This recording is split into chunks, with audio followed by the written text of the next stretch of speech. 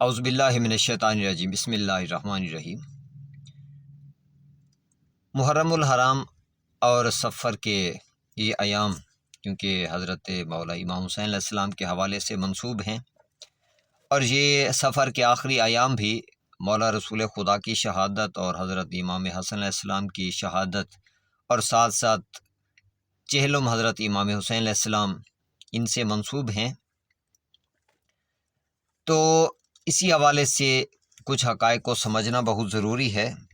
میں آپ کے سامنے سورہ برات کی کچھ آیات رکھنے جا رہا ہوں، کیونکہ عام طور پہ ایک چیز ان دنوں میں بہت زیادہ سامنے آنے لگتی ہے کہ کچھ لوگ کہتے ہیں ان مسلمانوں سے جو نواسۂ رسول حضرت امام حسین علیہ السلام کو پیار کرتے ہیں، ان سے مودت رکھتے ہیں آیہ مودت کے حوالے سے، تو دوسری طرف سے ایک اعتراض آتا ہے کہ اگر حضرت امام حسین علیہ السلام معاف کر دیں یزید کو تو پھر مولا حسین کے ماننے والوں کا کیا بنے گا؟ اب پہلی چیز تو یہ ہے، اس میں نہ تو کوئی شیعہ کی بات ہے نہ سنی کی بات ہے، کیونکہ ہر مومن مسلمان جو ہے نواسۂ رسول سے عقیدت رکھتا ہے، مودت رکھتا ہے، تو فرقہ واریت کی بات نہیں ہے اس میں۔ ہاں، جو سوال ہے ان کے ذہن میں اس کا میں جواب دینا چاہتا ہوں۔ سورہ توبہ اس کے کچھ آیات ہیں جو میں مختلف ویڈیوز میں آپ کے سامنے رکھتا ہوں۔ اب سورہ توبہ کی آیت نمبر ہے 74۔ ابھی 74 آیت کو اگر ہم دیکھتے ہیں، جس میں اللہ تعالیٰ فرماتے ہیں کہ یحلفون باللہ ما قالوا، یہ لوگ قسمیں کھاتے ہیں کہ انہوں نے ایسی کوئی بات نہیں کی۔ کون فرما رہا ہے؟ اللہ تعالیٰ فرما رہے ہیں۔ کس کو بتا رہے ہیں؟ اپنے نبی کو اور مومنین کو بتا رہے ہیں۔ اس کا مطلب ہے کچھ لوگ ان کے بارے میں کچھ معلومات حاصل ہوئیں اور وہ قسمیں کھانے لگے کہ نہیں، ہم نے ایسی کوئی بات نہیں کی۔ تو خداوند کریم جیسی علم غیب رکھنے والی ذات نے، سچی ذات نے ایک حقیقت ہمارے سامنے رکھی ہے کہ یحلفون باللہ ما قالوا، یہ تو قسمیں کھا رہے ہیں نا کہ ہم نے ایسی کوئی بات نہیں کی۔ وَلَقَدْ قَالُوا کَلِمَةَ الْكُفْرِ، نہیں بلکہ انہوں نے کفر کا یہ کلمہ کہا ہے، کفر کی یہ بات کی ہے۔ وَكَفَرُوا، اور یہ کافر ہو گئے ہیں، بعد اسلامہم، اسلام لانے کے بعد۔ اس کا مطلب ہے کوئی ایسی بات کی انہوں نے کہ اسلام سے اللہ تعالیٰ نے ان کو خارج کر کے کافر قرار دیا ہے۔ اور بات کیا تھی، کس نے کی؟ اس کا مطلب ہے رسول خدا کے دور میں اسلام لانے والوں میں سے کچھ ایسے لوگ بھی تھے، یعنی رسول خدا کی ذات پہ اعتراض بھی کرتے تھے۔ نبی کی صحبت میں بیٹھنے والے یہ لوگ تھے، کیونکہ نبی کے سامنے قسمیں اٹھا رہے تھے کہ ہم نے ایسی کوئی بات نہیں کی، یعنی اپنی صفائیاں بیان کرنے والے یہ لوگ تھے۔ اس کے باوجود اللہ تعالیٰ فرماتے ہیں کہ انہوں نے کفر اختیار کیا ہے اسلام لانے کے بعد، اور انہوں نے کفر کا یہ کلمہ کہا ہے۔ کون لوگ ہیں؟ کیونکہ جب اللہ تعالیٰ نے ان کے نام نہیں لیے تو ہم بھی نام نہیں لے سکتے۔ البتہ یہ چیز کلیئر ہو سکتی ہے کہ ان کے کریکٹرسٹکس جو تھے، اس کا مطلب ہے وہ اپنے دل سے ایمان نہ لائے تھے۔ اتنی بات ضرور ہے کہ کسی مجبوری کی بنیاد پر وہ اسلام لائے تھے۔ کیا وہ فتح مکہ کے وقت اسلام لانے والے لوگ تھے، یا منافقین تھے جو انڈیوس ہو گئے تھے اسلام میں تاکہ اسلام کو نقصان پہنچایا جا سکے، نبی کو نقصان پہنچایا جا سکے؟ لیکن یہ آیت مزید آگے اس حقیقت کو واضح کرتی ہے۔ مولا رسول خدا کے بعد کے حالات جو ہیں وہ ایگزیکٹ اس چیز کی انٹرپریٹیشن کرتے ہیں۔ وَهَمُّوا بِمَا لَمْ يَنَالُوا، اور انہوں نے اس چیز کی کوشش کی ہے جو یہ نہ کر سکے، یعنی کچھ حملے کی کوشش کی یا کچھ منصوبہ بندی انہوں نے کی جس منصوبہ بندی میں وہ ناکام رہے۔ وَمَا نَاقَمُوا، الا ان اغناہم اللہ ورسولہ من فضلہ۔ اب اس چیز پہ غور کیجئے گا، اس میں اللہ تعالیٰ نے بڑی گہری حقیقت بتائی ہے، اور مولا رسول خدا کے بعد یہی چیز سامنے بھی آئی ہے۔ وما ناکموا الا ان اغناہم اللہ، انہوں نے یہ انتقام کیوں لیا ہے؟ یہ انتقام انہوں نے اور کسی وجہ سے نہیں لیا، فقط اسی وجہ سے الا ان اغناہم اللہ ورسولہ من فضلہ، کہ اللہ اور اس کے رسول نے ان ہستیوں کو اپنی طرف سے اپنے فضل سے غنی کیوں کر دیا۔ اس کا مطلب ہے کوئی بہت بڑی جائیداد تھی، بہت بڑی کوئی دولت تھی جو عطا کی گئی، اس کا مطلب ہے اہل بیت کو، جس کی وجہ سے انہوں نے انتقام لینے کی کوشش کی، ان سے برداشت نہیں ہوا۔ اب ایسی کون سی چیز تھی؟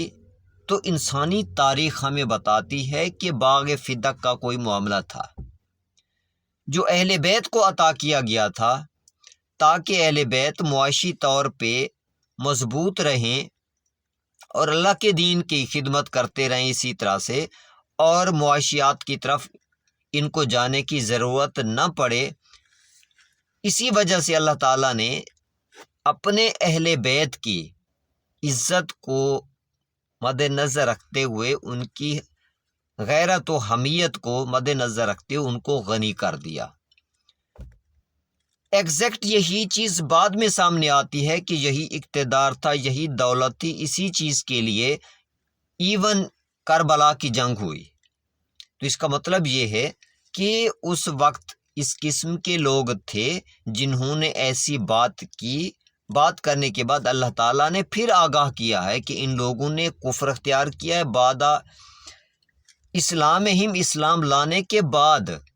ظاہری طور پہ اس کا مطلب ہے یہ لوگ مسلمان رہے، قسمیں بھی کھاتے رہے، وَيَحْلِفُونَ بِاللَّهِ مَا قَالُوا، اللہ کی قسمیں کھاتے رہے کہ ہم نے ایسی کوئی بات نہیں کی، لیکن اللہ تعالیٰ فرماتے ہیں کہ انہوں نے کفر اختیار کیا ہے، یہ اسلام لانے کے بعد دوبارہ کافر ہو گئے ہیں، لیکن لوگوں کے سامنے وہ اللہ کی قسمیں کھاتے رہے کہ ہم نے ایسی کوئی بات نہیں کی۔ اور یہ کیا کیوں؟ انتقام لینے کی کوشش کیوں کی؟ کہ اللہ اور اس کے رسول نے اہل بیت کو اپنے فضل سے غنی کیوں کر دیا۔ اسی چیز کو سمجھنے کی ضرورت ہے۔ اللہ تعالیٰ فرماتے ہیں کہ فَإِن يَتُوبُوا يَكُ خَيْرًا لَّهُمْ، اگر یہ توبہ کر لیں تو ان کے لیے بہتر ہے۔ وَإِن يَتَوَلَّوْا يُعَذِّبْهُمُ اللَّهُ عَذَابًا أَلِيمًا فِي الدُّنْيَا وَالْآخِرَةِ، اگر یہ مڑ گئے یعنی اسی سوچ پہ قائم رہے تو پھر اللہ تعالیٰ انہیں دنیا میں بھی عذاب دے گا اور آخرت میں بھی عذاب دے گا۔ وَمَا لَهُمْ فِي الْأَرْضِ مِنْ وَلِيٍّ وَلَا نَصِيرٍ، اللہ کی طرف سے نہ ان کے لیے کوئی ولی ہوگا، نہ کوئی نصرت کرنے والا ہوگا۔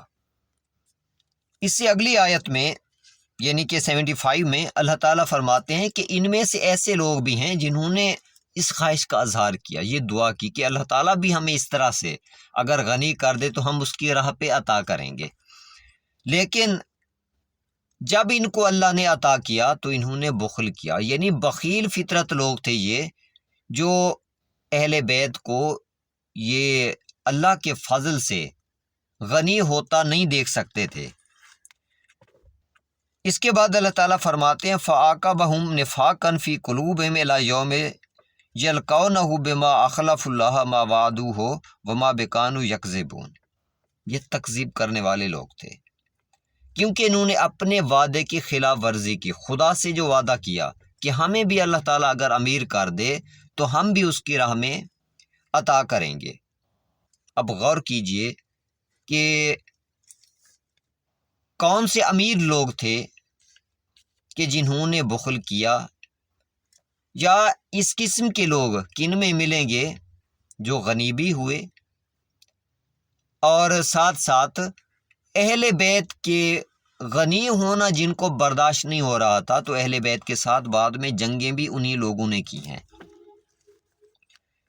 اس کے بعد اللہ تعالیٰ فرماتے ہیں کہ الذین یلمزون المطوعین من المؤمنین فی الصدقات، وہ لوگ جو الزام دیتے ہیں ان لوگوں کو، جو مذاق اڑاتے ہیں ان لوگوں کا جو اپنی روزانہ کی محنت مشقت مشکل سے جو کماتے ہیں اس میں سے بھی اللہ کی راہ پہ خرچ کرتے ہیں، تو ایسے مومنین پہ یہ لوگ ہنستے ہیں، ان کا مذاق اڑاتے ہیں، ان کو الزام دیتے ہیں، یلمزونا۔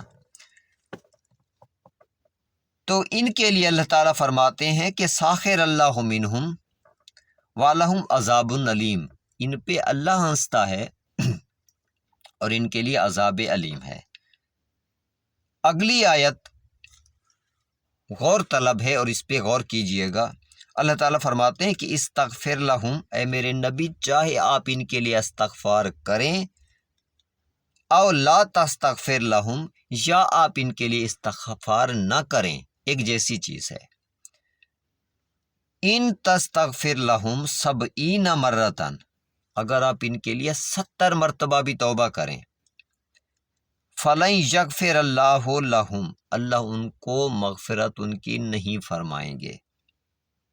ذالک بانہم کافروا باللہ ورسولہ، کیونکہ ان لوگوں نے اللہ اور اس کے رسول سے کفر اختیار کیا ہے۔ پہلے کیا کیا؟ الزام دیا صدقات کی تقسیم کے حوالے سے۔ دوسرا کیا کیا؟ جب اہل بیت کو اللہ تعالیٰ نے غنی کر دیا تو ان لوگوں کو برداشت نہیں ہوا، تو کیا انہوں نے نبی سے انتقام لینے کی کوشش کی۔ اللہ سے تو انتقام لے نہیں سکتے تھے، نبی سے انتقام لینے کی کوشش کی، فقط اس لیے کہ اہل بیت کو غنی کیوں کیا گیا ہے۔ یعنی یہ چیز برداشت نہیں ہوئی۔ ایون جب پاور میں آئے ہیں بعد میں ایسے لوگ، تو انہوں نے کیا کیا؟ اسی نبی کی اولاد کو ذبح کیا ہے، کربلا بپا کر کے رکھ دی۔ تو جو لوگ کہتے ہیں کہ اگر حضرت امام حسین علیہ السلام یزید کو معاف کر دیں تو پھر کیا ہوگا حسین کے ماننے والوں کا، تو سوچنے کی بات ہے۔ اللہ تعالیٰ نے پہلے اس چیز کا جواب دے دیا ہے کہ میرے نبی اگر آپ ان کے لیے توبہ بھی کریں تو بھی اللہ تعالیٰ ان کو معاف نہیں کرے گا، ان کے لیے توبہ نہ کریں ایک ہی بات ہے، لیکن اگر آپ ان کے لیے 70 مرتبہ بھی توبہ کریں تو بھی اللہ تعالیٰ ان کو معاف نہیں کرے گا۔ یعنی حضرت امام حسین علیہ السلام اگر ان کے لیے استغفار بھی کرتے ہیں، ان کے لیے توبہ بھی کریں، تو بھی اللہ تعالیٰ نے واضح فرما دیا ہے، کیونکہ فیصلہ اللہ کی پاک ذات نے کرنا ہے، تو اللہ تعالیٰ ان کو معاف نہیں فرمائیں گے، کیونکہ انہوں نے اللہ تعالیٰ اور اس کے رسول سے کفر اختیار کیا ہے۔ واللہ لا یہدی القوم الفاسقین، اور اللہ تعالیٰ ان فاسقوں کی قوم کو ہدایت عطا فرمانے والے نہیں ہیں۔ اب پہلی چیز تو یہ ہے کہ یزید یقینی طور پہ فاسق تھا۔ فاسق کیسے تھا؟ سمپل سی آیت ہے کہ اللہ تعالیٰ نے شیطان کے حوالے سے فرمایا ہے کہ اس ابلیس نے فاسق عن امر ربہ ہی، اس نے اپنے اللہ کے امر سے، حکم سے فسق کیا، انکار کیا، آدم کو سجدہ نہ کیا، تو یہ کون ہو گیا؟ فاسق ہو گیا۔ تو یزید نے کیا کیا؟ اس کے علاوہ غور طلب بات، اللہ تعالیٰ فرماتے ہیں کہ یہ لوگ الزام دیتے ہیں، ہنستے ہیں ان غریبوں پہ جو محنت مزدوری کر کے بھی اللہ کی راہ پہ خرچ کرتے ہیں۔ تو کسی مومن پہ ہنسنے والا، اس کا مذاق اڑانے والا، اس کے لیے تو اللہ تعالیٰ فرماتے ہیں کہ چاہے آپ ان کے لیے 70 مرتبہ بھی استغفار کریں نبی، تو بھی میں ان کو معاف نہیں کروں گا۔ تو جنہوں نے نواسۂ رسول کو شہید کر دیا، تانا دینا یا الزام لگانا تو بہت دور کی بات، گلے کاٹ کے رکھ دیے اولاد رسول کے، تو کیا ان کو اللہ تعالیٰ معاف فرما دیں گے؟ غور کیجئے گا اور اس قسم کے سوالات ریز کر کے لوگوں کے ذہنوں میں غلط فہمیاں پیدا نہ کیا کریں، کیونکہ یزید اپنے کردار کا جواب دے گا، آپ نے اپنے کردار کا جواب دینا ہے۔ مولا امام حسین علیہ السلام اپنے ایمان کا، اپنے کردار کا جواب دیں گے، آپ نے اور ہم نے اپنے ایمان کا اور کردار کا جواب دینا ہے۔ تو کوشش کیا کریں اللہ تعالیٰ کے پاک کلام کو سمجھنے کی، پڑھنے کی، تاکہ آخرت کی زندگی آپ کی اپنے خدا کی رحمتوں کے سائے میں گزرے۔ دعا گو ہوں اللہ تعالیٰ کی امان میں رہیں۔ اللہ حافظ۔